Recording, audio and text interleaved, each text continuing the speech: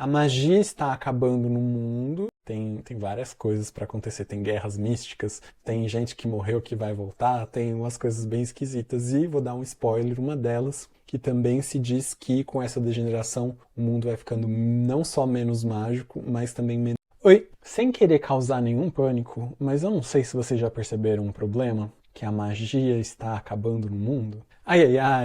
Hello, iluminadas e iluminados, sejam bem-vindos. Nós fizemos uma série de vídeos sobre Tara, que em algum momento eu pretendo retomar e continuar. E nós vimos no último vídeo, se não me engano, a série dos 8 grandes milagres de Tara. Não lembro se eu cheguei nos 16 milagres menores. Mas enfim, os milagres de Tara, então, tinha alguma situação e a pessoa falava, às vezes nem precisava ser um mantra, só falava Tara, e Tara aparecia e carregava, voava, e se tinha fogo chovia, se tinha água tinha fogo, enfim, se manifestavam as coisas de uma forma milagrosa. E isso de verdade é algo que a gente observa em várias outras culturas. E a gente pensa, então não tinha magia, era porque as pessoas não tinham telefone, então não tinha provas documentais, era tudo mitológico. Mas, de acordo com as escrituras, tem meio que uma explicação para isso. E antes da gente entrar na explicação, uma coisa que eu acho curiosa, se eu não me engano, também na Bíblia tem alguma coisa, não sei se é no Novo Testamento, que fala de quando acabaram os unicórnios.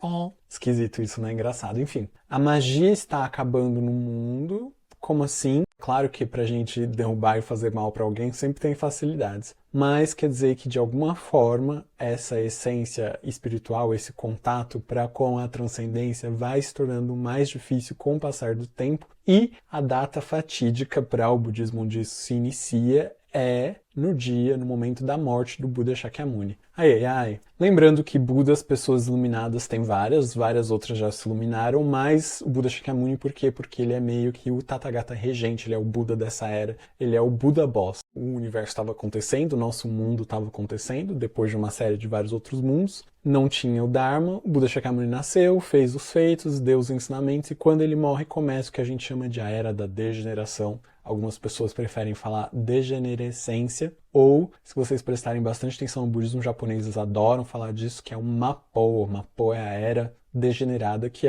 são os tempos que a gente está vivendo, não quer dizer o ano 2023 especificamente, mas ela começa com a morte do Buda e vai em períodos de 500 em 500 anos, ou seja, 5 em 5 séculos, tem fases. E aí cada fase vai piorando e se ficando mais degenerado do que a fase anterior. Então, lá, quando o Buda morre, né, durante a vida de Buda, na verdade, quando dava os ensinamentos, por exemplo, o Buda falava, tem sofrimento. E só falar do Kam, né, tem sofrimento, as pessoas realizavam a nobre verdade do sofrimento, compreendiam o sofrimento, já compreendiam o caminho, compreendiam a cessação, compreendiam a origem, e aí largavam o sofrimento, se tornavam seres arhats. Eu, pessoalmente, não gosto de falar muito sobre a degeneração, porque vira meio que uma desculpa esfarrapada, sabe? Tipo essas conversas de, é o racismo estrutural, é o machismo estrutural. Depois que inventaram o machismo estrutural, o racismo estrutural, tudo tem uma desculpa, né? Eu tava inserido e eu manifestei, e do grupo, não tem mais responsabilidade pessoal. Eu não gosto de falar muito de era de degeneração, porque o povo gosta de falar, olha, mas tempo de degeneração é isso mesmo, ou seja, vira uma desculpa para justificar condutas ilícitas e contrárias ao Dharma. Não vamos fazer isso. Alguns traços que a gente pode observar conforme prossegue essa degeneração, vai fermentando ali, em primeiro lugar, como eu falei, um tempo de Buda, com poucas palavras, as pessoas captavam o sentido e produziam as realizações espontaneamente, ou seja, o Dharma do ensino, né, o Dharma do conhecimento e da prática se realizavam ali conjuntamente. Então não tinha assim, eu compreendi intelectualmente o vazio, mas eu não encontrei o vazio. Não, era tudo junto. E aí, conforme o tempo passa, a gente entende intelectualmente, não faça karmas negativos, não mate, não xingue, não tenha inveja, mas na prática a gente fica distanciado daquilo que foi compreendido intelectualmente. Então esse é o primeiro passo. Depois, em relação aos preceitos morais, a como as pessoas conservam a moralidade, os votos, a dificuldade que a gente tem para acessar as bênçãos, para ter assim, experiências espirituais realmente relevantes e impactantes, mas a que eu acho mais assustadora é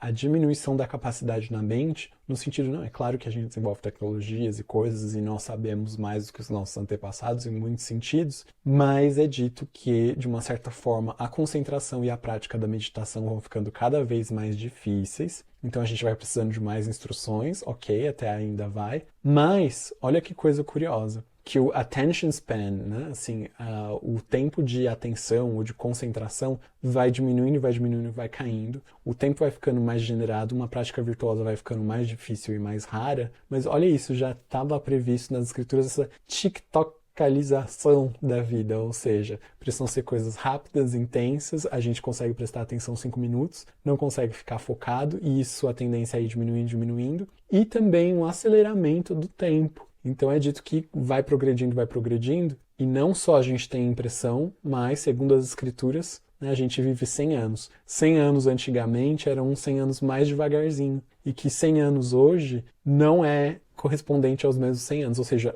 a passagem do tempo, a percepção da passagem do tempo também é alterada, até que vai chegar um dia em que um ciclo de vida humano vai passar, né? Você vai fazer 1, 2, 3, 4, 5, 6, 100 anos, mas isso vai passar como se fossem 10 anos, ou seja, que a vida vai acelerando, a gente perde o controle da mente, da atenção, do foco, a tendência vai mais para o aprofundamento, enraizamento do materialismo, a gente perde o contato com aquilo que pode ser dito como espiritual virtuoso, a prática da meditação é dificultada, E essa é uma das razões pelas quais cada vez menos milagres, cada vez menos interferências divinas, assim, espantosas e grandes experiências espirituais. Então tá tudo perdido, mais ou menos. Por um lado, a gente observa na humanidade avanços ali no campo dos direitos humanos, enfim, algumas coisas, mas espiritualmente, né, tá sempre em queda. Segundo o budismo, tá sempre em queda. Tem alguns pequenos momentos, assim, que dá uma subidinha, pela compaixão dos Budas e assim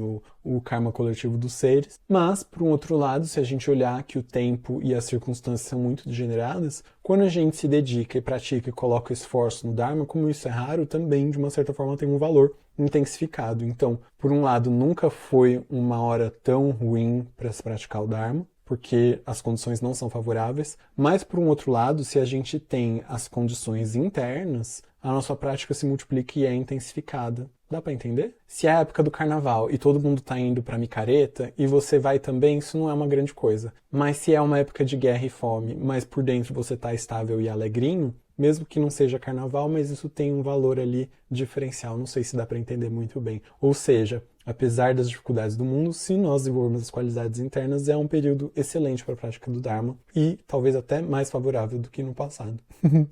Eu não gosto muito de conversas apocalípticas e teorias da conspiração, mas achei importante falar para a gente contextualizar, porque as pessoas podem achar que as coisas de Tara são todas mitológicas, enfim, não é. A gente pode acessar as bênçãos, é importante a gente se conectar com a prática, mas também se manter realista, enfim, só uma perspectiva em relação ao tempo e em algum momento futuro, não acho tão prioritário, a gente pode falar sobre essas eras e esses 500 em 500 anos, particularmente focando no que está previsto, né, daqui para frente. Tem várias coisas para acontecer, tem guerras místicas, tem gente que morreu que vai voltar, tem umas coisas bem esquisitas. E vou dar um spoiler, uma delas, que também se diz que com essa degeneração o mundo vai ficando não só menos mágico, mas também menos colorido. E a primeira cor que vai desaparecer é o amarelo. A gente fala isso num próximo vídeo. Se inscrevam, curtam, compartilhem.